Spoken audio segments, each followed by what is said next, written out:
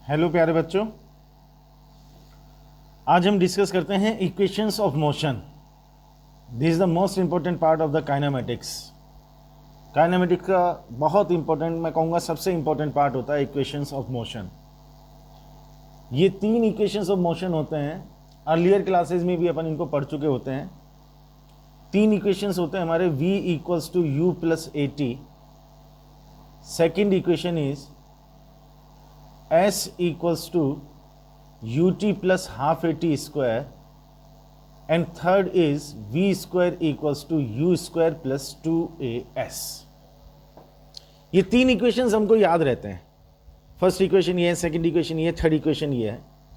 इन तीन इक्वेशंस में जो जो क्वांटिटीज हमने लिखी हुई हैं उन क्वांटिटीज के नाम हमको मालूम होने चाहिए। पहली बात, u को हम कहते हैं इनिशियल वेलोसिटी। इनिशियल वेलोसिटी, ठीक। वीडियो को हिंदी मीडियम का भी अगर कोई स्टूडेंट देख रहा है तो इनिशियल वेलोसिटी का मतलब प्रारंभिक वेग। v को हम कहते हैं फाइनल वेलोसिटी, अंतिम वेग। a है एक्सीलरेशन, त्वरण। t हो गया टाइम, और s है डिस्प्लेसमेंट। अब s वाली बात को है ना थोड़ा ध्यान से लेकर के चलना कि डिस्प्लेसमेंट या डिस्टेंस है। इस पर मैं थोड़ा सा स्ट्रेस डाल करके बोल रहा हूं कि एस एक्चुअल में डिस्प्लेसमेंट है। आप इसको डिस्टेंस मत बोलना। इन सम पर्टिकुलर केसेस ये डिस्प्लेसमेंट डिस्टेंस भी हो सकता है, बट एक्चुअल में ये एस डिस्प्लेसमेंट है, ठीक है। अब सबसे पहली बात ये आती है कि ये तीन इक्वेशंस हम कब अप्लाई कर सकते हैं। क्या किसी भी क्वेश्चन में, काइनेमेटिक्स से रिलेटेड कोई भी क्वेश्चन है उसमें हम इन तीन इक्वेशंस को अप्लाई कर सकते हैं, या कुछ पर्टिकुलर कंडीशन है जिसमें अप्लाई कर सकते हैं। तो पहली चीज तो है कंडीशन। दो तीन इंपॉर्टेंट चीजें हैं। पहली बात आती है, कंडीशन क्या है कि a equals to constant, acceleration of the particle must be constant. जब एक्सेलरेशन कांस्टेंट होगा then only then these equations can be applied. जब एक्सेलरेशन कांस्टेंट होगा तभी इन इक्वेशंस को अप्लाई करना है। सेकेंड इंपॉर्टेंट बात आती है बेटा इसमें साइन कन्वेंशन की। साइन कन्वेंशन की बात क्यों आती है? क्योंकि इसमें t के अलावा जितनी भी क्वांटिटीज लिखी हुई है वो सारी वेक्टर क्वांटिटीज हैं। Initial velocity, final velocity, acceleration, displacement, these all are vector quantities. और जब वेक्टर क्वांटिटी की बात आती है तो डायरेक्शन की बात आती है। डायरेक्शन की बात आती है तो अपन को प्लस माइनस डिसाइड करना पड़ता है। तो सेकंड इंपॉर्टेंट चीज क्वेश्चंस को सॉल्व करने में है साइन कन्वेंशन। मतलब हम प्लस और माइनस का ध्यान रखेंगे कि कौन सी क्वांटिटी को प्लस लेना है, कौन सी क्वांटिटी को माइनस लेना है, ठीक है। टी तो टाइम है, दैट विल बी पॉजिटिव। बाकी जितनी भी वेक्टर क्वांटिटीज है उनमें से किसको प्लस लेना है, कब प्लस लेना है, कौन सी क्वांटिटी है उसको कब माइनस लेना है, कब प्लस लेना है, ये चीज हमको डिसाइड करना आना चाहिए, ठीक है। और तीसरी इंपॉर्टेंट बात है वी एवरेज की। वी एवरेज एक फॉर्मूला मैं अभी बोल रहा हूं, v average equals to u plus v upon two, ठीक। यूनिफॉर्मली एक्सेलरेटेड मोशन या इक्वेशन ऑफ मोशन की अगर अपन बात करें, यूनिफॉर्मली एक्सेलरेटेड मोशन क्या होता है? एक समान त्वरित गति, और एक समान त्वरित गति का मतलब होता है ए इक्वल्स टू कांस्टेंट। तो यूनिफॉर्मली एक्सेलरेटेड मोशन का मतलब these three equations are applicable in that type of motion. Uniformly accelerated motion की बात करेंगे तो वहां पर v एवरेज इक्वल्स टू एक formula u plus v upon two बहुत यूजफुल होता है हमारे लिए। एक इसकी थोड़ी सी कहानी है।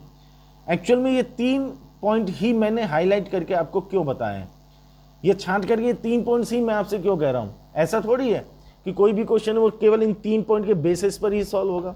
कॉन्सेप्ट भी तो अप्लाई करना पड़ेगा, और भी तो चीजें क्वेश्चन में देखनी पड़ेगी। क्या गारंटी है सर कि ये तीन पॉइंट हम याद रख लेंगे तो हमारा क्वेश्चन सॉल्व हो जाएगा? कोई गारंटी नहीं है। तो आपने ये तीन पॉइंट ही हाईलाइट करके क्यों बताए हैं, उसके पीछे रीजन क्या है? देखो जी, पहली बात तो क्या है कि a इक्वल्स टू कांस्टेंट हमने बोला, ठीक है। बच्चों के साथ में प्रॉब्लम क्या होती है, वो इक्वेशन से याद रखते हैं, या मैं एक जनरल बात करूं तो वो फॉर्मूला याद रखते हैं। फॉर्मूला याद है बट वो फॉर्मूला कब एप्लीकेबल होता है वो याद नहीं है। वो किसी भी सिचुएशन में उस फॉर्मूले को अप्लाई कर देते हैं जबकि उस सिचुएशन में वो फॉर्मूला एप्लीकेबल होता ही नहीं है। तो इक्वेशन ऑफ मोशन को याद रखने से पहले ये याद रखो कि ये इक्वेशंस कब अप्लाई किए जाते हैं। तो पहली इंपॉर्टेंट चीज यही है कि जब ए कांस्टेंट होगा तभी इनको अप्लाई करना है। मैंने बहुत बार ऑब्जर्व किया कि बच्चे क्या करते हैं, फटाक से ये इक्वेशन से अप्लाई कर देते हैं, आंसर निकाल लेते हैं और वो गलत हो जाता है। फिर वो ढूंढते रहते हैं कि ये मेरे गलत क्यों हुआ, मैंने कैलकुलेशन तो सही की। आपने अप्रोच ही गलत लगाई सर, आपने कॉन्सेप्ट ही गलत लगाया, आपने इक्वेशन ऑफ मोशन उसमें लगा दिया, उसमें एक्सेलरेशन कांस्टेंट था ही नहीं। जब एक्सेलरेशन कांस्टेंट नहीं था तो आपने इक्वेशन कैसे लगा दिया, इसलिए आपका आंसर गलत आया। तो इसीलिए मैंने ये पॉइंट हाईलाइट करके लिखा है कि एक्सेलरेशन कांस्टेंट होना चाहिए, इस बात को याद रखना है। इक्वेशंस को याद रखने से पहले इसको याद रखो। दूसरी जो चीज मैंने ऑब्जर्व की है, बच्चा अप्रोच भी सही लगा देगा, मतलब उसको समझ में आ गया कि हाँ यहाँ पर एक्सेलरेशन कांस्टेंट है और इक्वेशन ऑफ मोशन को अप्लाई किया जा सकता है। फर्स्ट या सेकंड या थर्ड जो भी इक्वेशन उसको अप्लाई करना है उसने उस इक्वेशन को अप्लाई भी कर दिया। अब वो वैल्यूज भी सही पुट कर रहा है, यू की जगह यू की वैल्यू, वी की जगह वी की, एस की जगह एस की वैल्यू, जिस जगह पर जो वैल्यू आनी चाहिए वो वैल्यू भी सही पुट कर रहा है। बट उसने एक सिली मिस्टेक कर दी कि वो वैल्यू नेगेटिव लेनी थी, उसने उस वैल्यू को पॉजिटिव ले लिया और उसका ध्यान इस चीज की तरफ जाता नहीं है। या इनफैक्ट मैं ये कहूं कि उसको कहीं ना कहीं ये चीज क्लियर ही नहीं होती है कि प्लस और माइनस डिसाइड कैसे करना है। उसको दिमाग में तो है कि हाँ कोई प्लस माइनस का चक्कर तो होता है इसमें, किसको प्लस लेना है किसी को माइनस लेना है, बट वो उस चीज को डिसाइड ही नहीं कर पाता। तो जहां उसको माइनस लेना होता है वो उसने बाय मिस्टेक प्लस ले लिया, या जहां पर उसको प्लस लेना है तो उसने बाय मिस्टेक उसको माइनस कर दिया। अब एक सिली मिस्टेक कर दी तो पूरा क्वेश्चन गलत हो जाएगा, पूरा सत्यानाश हो जाएगा।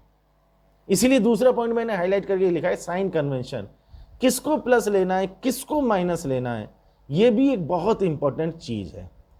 और तीसरा पॉइंट मैंने हाईलाइट करके लिखा v average equals to u plus v upon 2। अभी मैं नहीं बोल रहा हूं कि ये एवरेज वेलोसिटी है या एवरेज स्पीड है, अभी आप जो मानना चाहो इसको मानो, लेकिन इसके पीछे भी एक छोटी सी कहानी है कि यूनिफॉर्मली एक्सीलरेटेड मोशन होता है, मतलब जिसमें ए कांस्टेंट है, जहां इक्वेशन ऑफ मोशन को अपन अप्लाई कर सकते हैं। उन क्वेश्चंस में कई जगह पर अपन v average equals to u plus v upon 2 apply करके एक स्टेप में क्वेश्चन को सॉल्व कर सकते हैं इजीली, बहुत आराम से वो क्वेश्चन सॉल्व हो जाता है। और हम उस क्वेश्चन को बहुत बड़े तरीके से सॉल्व करते हैं कि पहले हमने एक इक्वेशन को अप्लाई करके कोई वैल्यू कैलकुलेट की, फिर उस वैल्यू को इनमें से किसी दूसरे इक्वेशन में हमने पुट किया, वहां से कैलकुलेट करके हमने उसको फाइनल आंसर निकाला। आंसर तो सही आया, लेकिन answer v average equals to u plus v upon 2 से भी सही आता, और वो शायद हमारा 2 स्टेप में ही आंसर आ जाता। तो ये अपने आप में एक स्मार्ट तरीका है। तो v average equals to u plus v upon 2, ये चीज हमारे जहन में होनी चाहिए। कई जगह पर आप इसको अप्लाई करके क्वेश्चन के सॉल्यूशन को बहुत छोटा कर सकते हो।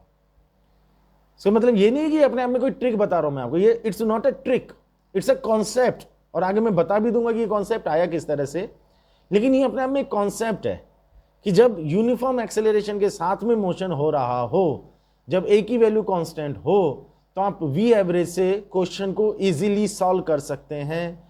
5 स्टेप में जो जनरली क्वेश्चन सॉल्व किया जाता है वो 2 स्टेप में भी आपका सॉल्व हो सकता है। तो इसलिए इस तीसरे पॉइंट को भी मैंने हाईलाइट किया है। ठीक है, तो ये 3 चीजें तो स्पेशली हमको हमारे दिमाग में रखनी है। बाकी तो फिर क्वेश्चंस की प्रैक्टिस है, जितना जितना अपन क्वेश्चन में प्रैक्टिस करते जाएंगे उतनी उतनी चीजें फिर अपन को क्लियर होती चलेगी। हाँ, कमांड करने का, मास्टरी करने का कोई शॉर्टकट नहीं है।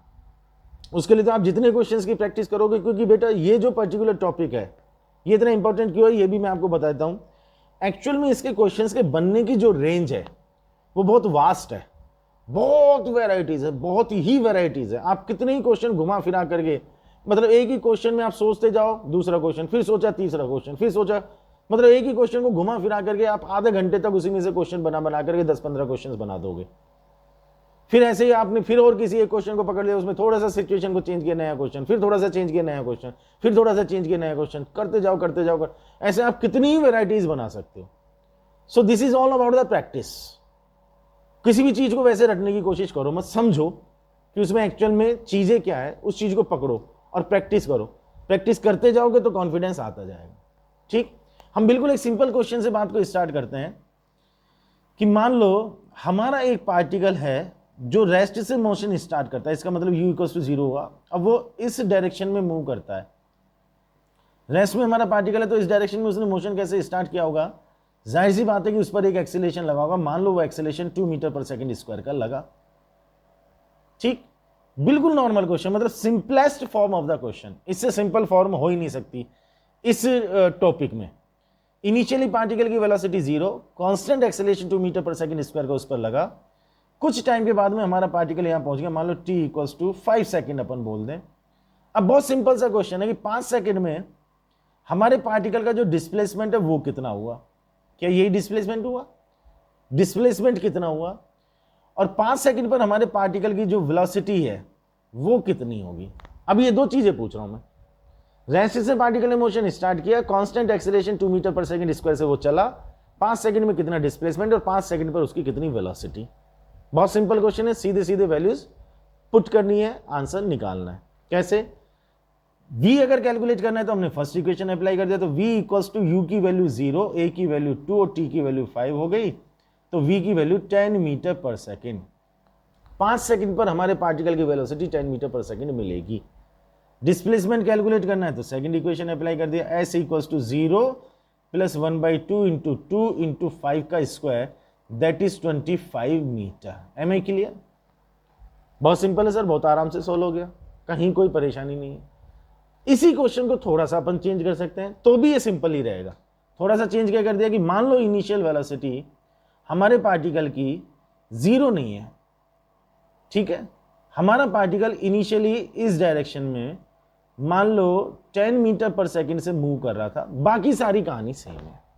मतलब u की वैल्यू 10 मीटर पर सेकंड है, मोशन के डायरेक्शन में 2 मीटर पर सेकंड स्क्वायर का कांस्टेंट एक्सीलरेशन लगा, तो 5 सेकंड पर पार्टिकल की वेलोसिटी क्या होगी, 5 सेकंड में उसका डिस्प्लेसमेंट कितना आएगा। सो वेलोसिटी अगर कैलकुलेट करनी है तो ये भी अपन कैलकुलेट कर लेंगे। तो v इक्वल्स टू यू की वैल्यू 10 कर देंगे, प्लस में 2 इंटू 5 कर देंगे, 10 और 10 20 आ जाएगा। 20 metre per second is the velocity of the particle at t equals to 5 second. And what about the displacement, that is s equals to 10 into t की value 5 और प्लस में 1/2 इंटू 2 इंटू 5 का square, कितना हुआ 50 और 25, that is 75 metre. 75 metre का displacement. बिल्कुल simple है सर, कहीं कोई प्रॉब्लम नहीं है, किसी तरह का कोई डाउट नहीं है, ठीक। फिर मैंने इसी क्वेश्चन में कुछ और थोड़ा सोचा और मैंने इस क्वेश्चन को थोड़ा सा चेंज किया। चेंज क्या किया कि t इक्वल्स टू 0 पर, मतलब इनिशियली पार्टिकल इस डायरेक्शन में मूव कर रहा है विद 10 मीटर पर सेकेंड। यही बात अभी हम बोल भी रहे थे, कोई चेंज नहीं हुआ यहां तक तो। और जो a है वो अपोजिट डायरेक्शन में है, that is 2 metre per second square. Opposite direction में, ये मैंने थोड़ा सा चेंज कर दिया, मतलब a का डायरेक्शन मोशन के अपोजिट कर दिया, 2 metre per second square. Now the question is what is velocity of the particle at t equals to 7 second and what is displacement of the particle from t equals to 0 to t equals to 7 second, and what is distance traveled by the particle between t equals to 0 to t equals to 7 second. Okay, अब इस question को आप एक बार screen pause करके solve करके देखो, answer निकालो। जब अपना सॉल्व कर लो तो कंटिन्यू करना, स्क्रीन वापस से देखना और मेरे आंसर से मैच करके देखना। अब डिफरेंस क्या आया बेटा? डिफरेंस ये आया कि हमारा जो ए है वो यू के अपोजिट डायरेक्शन में है, मतलब direction of acceleration is opposite to the motion of the particle. इस सिचुएशन को अपन कहते हैं सिचुएशन ऑफ रिटार्डेशन। सुना होगा आपने रिटार्डेशन, डी एक्सेलरेशन या मंदन। तो जब एक्सेलरेशन मोशन के डायरेक्शन में होता है तो पार्टिकल की स्पीड बढ़ती है, और जब एक्सेलरेशन मोशन के अपोजिट डायरेक्शन में होता है तो पार्टिकल की स्पीड घटती है, डिक्रीज होती है। तो ये रिटार्डेशन का केस हुआ। तो जैसे जैसे हमारा पार्टिकल आगे मूव करता जाएगा, ये पार्टिकल आगे गया और आगे गया और आगे गया, जैसे जैसे पार्टिकल मूव करता चला जाएगा उसकी स्पीड कम होती चली जाएगी, कम होती चली जाएगी। So at a particular instant the speed of the particle becomes 0। किसी एक पर्टिकुलर इंस्टेंट पर पार्टिकल रुक भी जाएगा। पहले हम उस इंस्टेंट का पता लगाते हैं कि कौन से इंस्टेंट पर ऐसा हुआ। तो क्या हम ये पता लगा सकते हैं कि कौन से टाइम पर हमारे पार्टिकल की वेलोसिटी 0 हो रही है? v इक्वल्स टू 0 करना है, t का पता लगाते हैं, ठीक। अब कैसे पता लगाएं? फर्स्ट इक्वेशन अप्लाई कर दिया। फर्स्ट इक्वेशन में v की वैल्यू 0, u की वैल्यू 10, a की वैल्यू -2 इंटू में t और t equals to 5 second. Point to be noted sir, यहां मैंने a की वैल्यू को नेगेटिव कर दिया। एक बहुत इंपॉर्टेंट बहुत अच्छा कॉन्सेप्ट मैं भी आपसे डिस्कस करने वाला हूं, उसको केयरफुली सुनना प्लीज। ए की वैल्यू को नेगेटिव किया, आप कह देंगे सर उस चीज को, मैं समझ गया आप क्या सोच रहे होंगे कि सर अपोजिट डायरेक्शन में लग रहा है इसलिए ए की वैल्यू को नेगेटिव कर दे। बिल्कुल सही बात है। यहां पर अब साइन कन्वेंशन वाली चीज आई जिसका हमने ध्यान रखा। ध्यान हमने पहले और दूसरे क्वेश्चन में भी रखा था, बट उसमें सारी कहानी एक ही डायरेक्शन में चल रही थी। वेलोसिटी भी इसी डायरेक्शन में, एक्सेलरेशन भी इसी डायरेक्शन में, डिस्प्लेसमेंट भी इसी डायरेक्शन में। जब सारे वेक्टर एक ही डायरेक्शन में थे तो हमको प्लस माइनस पर ध्यान लगाने की जरूरत नहीं पड़ी। लेकिन इस क्वेश्चन में थोड़ा सा हमको केयरफुल प्लस माइनस पर होना पड़ेगा कि इसमें जो इनिशियल वेलोसिटी है वो तो राइट साइड में है और जो एक्सेलरेशन है वो लेफ्ट साइड में, मतलब this is the situation of retardation. तो अब u की वैल्यू को हमने पॉजिटिव लिया है, 10 लिया ना हमने, इसका मतलब बाय डिफॉल्ट हम क्या कहना चाहते हैं कि this direction will be considered as positive and this direction will be considered as negative. भाई हमने u की वैल्यू को पॉजिटिव लिया तो इसका मतलब राइट साइड को हमने पॉजिटिव माना है, तो फिर हमारा a तो लेफ्ट साइड में, तो हमने उसकी वैल्यू को नेगेटिव लिया। ठीक है, मैं आपसे क्वेश्चन क्या करना चाहता हूं, कॉन्सेप्ट क्या डिस्कस करना चाहता हूं। क्या इस क्वेश्चन में बेटा हम ऐसा कर सकते थे कि हम इस डायरेक्शन को नेगेटिव लें और इस डायरेक्शन को पॉजिटिव लें, मतलब u की वैल्यू को तो -10 कर दें और a की वैल्यू को प्लस कर दें, और ये हम इस तरह से लिख दें। अब ये जो हमने लिखा है ये इस साइन कन्वेंशन के बेसिस पर लिखा है, और ये जो हमने लिखा है ये इस साइन कन्वेंशन के बेसिस पर लिखा है। लिख सकते हैं क्या, मेरा क्वेश्चन ये है। अब जनरल परसेप्शन क्या बना हुआ है, ये जनरल कॉन्सेप्ट बच्चे के दिमाग में क्या बना हुआ है कि ए की वैल्यू नेगेटिव होने का मतलब रिटार्डेशन। ये सबसे बड़ा मिसकॉन्सेप्ट है कि ए अगर नेगेटिव है तो रिटार्डेशन या मंदन होगा। मैं मान करके चलता हूं कि आप में से भी बहुत सारे बच्चे स्टूडेंट्स ऐसा सोच करके मान करके चलते होंगे कि ए की वैल्यू अगर नेगेटिव है तो वो रिटार्डेशन ही है। कॉन्सेप्ट ये नहीं है बेटा। अब आप देखो इस बात को, हमने डिसाइड किया था साइन कन्वेंशन, हमने कह दिया कि राइट साइड नेगेटिव और लेफ्ट साइड पॉजिटिव, तो अब हमने u की वैल्यू को नेगेटिव ले लिया और a की वैल्यू को पॉजिटिव लिया। तो यहां a की वैल्यू पॉजिटिव है बट ये है तो रिटार्डेशन ही, तो रिटार्डेशन का मतलब नेगेटिव नहीं है, रिटार्डेशन का मतलब मोशन के अपोजिट है। हम ऐसा कह सकते हैं कि u और a, u मतलब इनिशियल वेलोसिटी, a मतलब एक्सेलरेशन, u और a इन दोनों का साइन अगर एक दूसरे के अपोजिट है तो रिटार्डेशन है। और सिंपल तरीके से बोलो कि मोशन के अपोजिट डायरेक्शन में अगर एक्सेलरेशन है तो वो रिटार्डेशन है। मतलब u पॉजिटिव a नेगेटिव या u नेगेटिव और a पॉजिटिव तो रिटार्डेशन है। हम ये नहीं कह सकते कि a अगर नेगेटिव है तो रिटार्डेशन ही होगा, पॉजिटिव a भी रिटार्डेशन हो सकता है बशर्ते u की वैल्यू को आपने नेगेटिव लिया हो।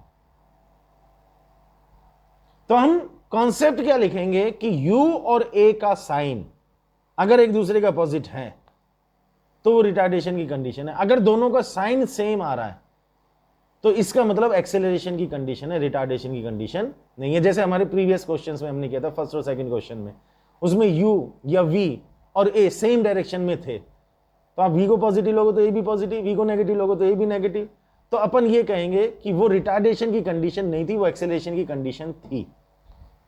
तो कभी भी ये कॉन्सेप्ट अपने दिमाग में मत लेकर के चलना कि a की वैल्यू अगर नेगेटिव है तो वो रिटार्डेशन होगा। कॉन्सेप्ट क्या लेकर के चलना है कि a और u का साइन अगर एक दूसरे के अपोजिट है या मोशन के अपोजिट डायरेक्शन में अगर a है तो वो रिटार्डेशन होगा। कॉन्सेप्ट ये लेकर के चलना है। तो पहले तो ये मिसकॉन्सेप्ट अगर किसी के दिमाग में तो उसको खत्म कर लो कि a अगर नेगेटिव है तो रिटार्डेशन, पहले तो इसको खत्म कर लो।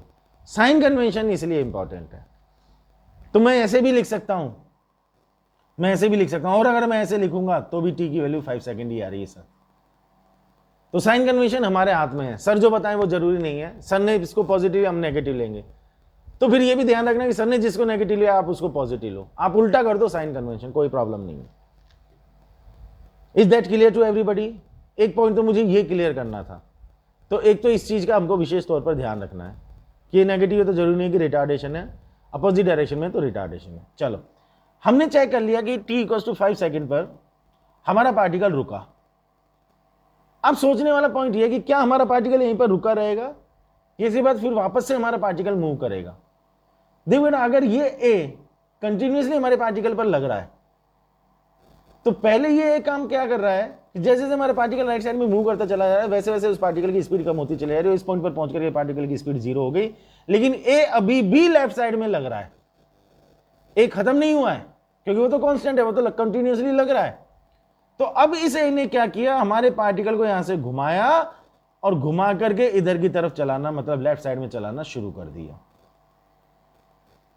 कहने का मतलब यह हुआ कि 0 से 5 सेकंड, अब ये 5 सेकंड आ गया ना हमारा, ये 5 सेकंड आ गया, 0 से 5 सेकंड तक ए ने रिटार्डेशन पैदा किया, स्पीड को घटाया, 5 सेकंड पर उसने स्पीड को 0 कर दिया, फिर उसके बाद में उसने पार्टिकल को अपोजिट डायरेक्शन में घुमाना स्टार्ट किया। अब हमारा पार्टिकल लेफ्ट साइड में चल रहा है। अब आगे की कहानी देखो, हमारे पार्टिकल ने जब लेफ्ट साइड में चलना स्टार्ट किया तो क्या हमारे पार्टिकल की स्पीड अब बढ़ेगी? बढ़ेगी, क्योंकि अब जिस डायरेक्शन में हमारा पार्टिकल मूव कर रहा है ए भी उसी डायरेक्शन में है, तो अब ये एक्सेलरेशन का काम करेगा। एक्सेलरेशन का काम करेगा तो हमारे पार्टिकल की स्पीड बढ़ने लगेगी। तो अब हमारे पार्टिकल की स्पीड बढ़ती जाएगी, बढ़ती जाएगी। तो प्रैक्टिकली होगा क्या, हमारा पार्टिकल ऐसे चलता जाएगा, चलता जाएगा, चलता जाएगा। ए अगर कांस्टेंट है, लगता रहेगा, लगता रहेगा, तो ये पार्टिकल चलता रहेगा, चलता रहेगा, चलता रहेगा, चलता रहेगा, अपनी इनिशियल पोजीशन को भी क्रॉस करके और आगे और आगे और आगे, जब तक ए लगता रहेगा तब तक पार्टिकल इधर की तरफ चलता रहेगा।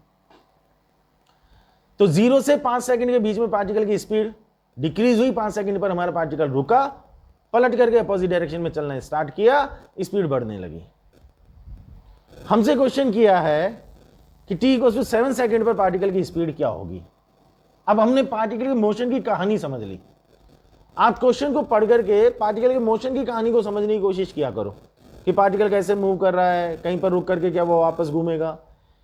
If you understand the type of the motion of the particle, आप पार्टिकल के मोशन के टाइप को अगर समझ गए ना कि हमारा पार्टिकल कैसे चल रहा होगा as per information given in the question, हमारा पार्टिकल कैसे मूव कर रहा होगा, अगर हमने इस चीज को समझ लिया तो हमारा क्वेश्चन सॉल्व है इजीली।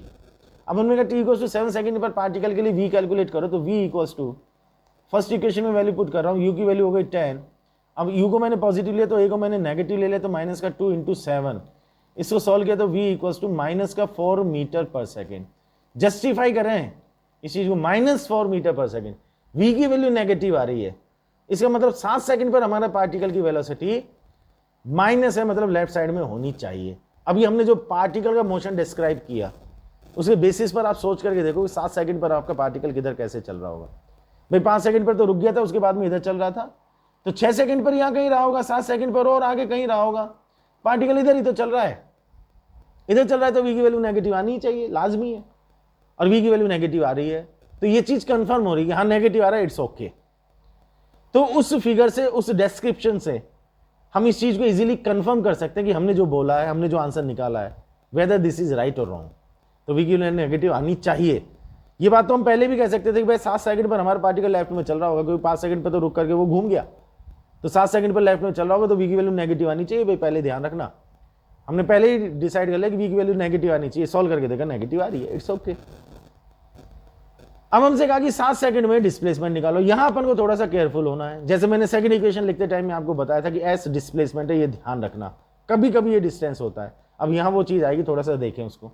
7 सेकंड में डिस्प्लेसमेंट सेकंड इक्वेशन से, u की वैल्यू हो गई 10, t की वैल्यू हो गई 7, प्लस में 1/2, a की वैल्यू को ले लो -2, ये हो गया 7 का स्क्वायर, ये हो गया 70, ये हो गया कैंसिल, -49, कितना आ गया 21। एम आई राइट? कैलकुलेशन आप चेक कर लेना। 21 मीटर का डिस्प्लेसमेंट आ गया। डिस्प्लेसमेंट, क्या डिस्टेंस भी 21 होगा? यहां जो हमने पार्टिकल का मोशन डिस्क्राइब किया है वो चीज अब काम आएगी हमारे। देखो ये जो मैंने कहानी बनाई ना, पार्टिकल ऐसे चला, पार्टिकल ऐसे चला, ये जो मैंने पार्टिकल का मोशन यहां पर दिखाने की कोशिश की है, ये चीज अब हमारी हेल्प करेगी इस चीज को चेक करने में। इस आप 7 सेकंड पर तो हमारा पार्टिकल यहां पाया गया, 0 पर हमारा पार्टिकल यहां पर था, तो 7 सेकंड का डिस्प्लेसमेंट जो हमने निकाला वो डिस्प्लेसमेंट ये आया है सर 21 मीटर। Displacement that is the minimum possible distance between initial and final position. तो डिस्प्लेसमेंट 21 आया सर हमारा, तो ये आया डिस्प्लेसमेंट 21। अब डिस्टेंस होगा कौन सा? डिस्टेंस तो पाथ की लेंथ, तो डिस्टेंस क्या हुआ? 0 से 5 सेकंड की लेंथ और 5 से 7 सेकंड की लेंथ, दोनों को ऐड करोगे वो डिस्टेंस आएगा पूरा राउंड, 0 से 7 सेकंड तक। ये जो पूरा बनेगा ना 0 से और ये 7 सेकंड तक, ये कहानी, ये पूरी लेंथ हम लेंगे, that will be the distance. अब ये अपन कैसे कैलकुलेट करें? अब डिस्प्लेसमेंट तो आ गया हमारे पास में 21 मीटर, ठीक है। अब इसका तरीका क्या है वो सुनो। तरीके तो इसमें 2 लगा सकते हैं। इनिशियल पोजीशन क्या लेंगे, फाइनल पोजीशन क्या लेंगे, उस पर चीज़ें डिपेंड करती हैं। हम कहेंगे साहब 5 से 7 सेकंड तक बात कर लो डायरेक्ट, और ये वाला डिस्प्लेसमेंट या डिस्टेंस कैलकुलेट कर लो, ये जो आ रहा है इसको कैलकुलेट कर लेते हैं। कैसे? अब हमने इनिशियल पोजीशन इसको ले लिया और फाइनल पोजीशन इसको ले लिया, तो अब इनिशियल वेलोसिटी कितनी बोलेंगे? 0, 10 नहीं बोलेंगे। 10 हम तब बोलते हैं जब हम t=0 को इनिशियल पोजीशन लेते हैं। हम इनिशियल ले रहे हैं t=5 को, तो initial velocity will be 0 and the time interval will be, that is not 7 second, that is 2 second, क्योंकि हम बात कर रहे हैं 5 से 7 सेकेंड तक। तो अब हमने सेकेंड इक्वेशन लगाया फिर से 5 से 7 सेकेंड के बीच में, तो u की वैल्यू हो गई 0 प्लस में 1/2, a की वैल्यू माइनस, क्योंकि लेफ्ट साइड में माइनस का 2, और टाइम इंटरवल हो गया 2 सेकेंड, 2 का स्क्वायर कितना आ गया? माइनस का 4 मीटर। Is it okay? माइनस का 4, डिस्प्लेसमेंट नेगेटिव। आप चेक करो, डिस्प्लेसमेंट नेगेटिव आ रहा है, फिगर में चेक करो। इनिशियल से फाइनल की तरफ जाएंगे तो डिस्प्लेसमेंट इधर ही आएगा सर, और ये डायरेक्शन हमारा नेगेटिव, सही बात है। तो ये नेगेटिव आया क्योंकि इस डायरेक्शन में आया कितना? 4 मीटर। अब हमको पता लग गया 7 सेकंड का डिस्टेंस कितना। देखो 0 से 5 सेकंड तक, अब तो सिंपल मैथ्स है, 0 से 5 तक 21 और 4 25 मीटर, और 5 से 7 तक 4, टोटल कितना हो गया सर डिस्टेंस? डिस्टेंस कितना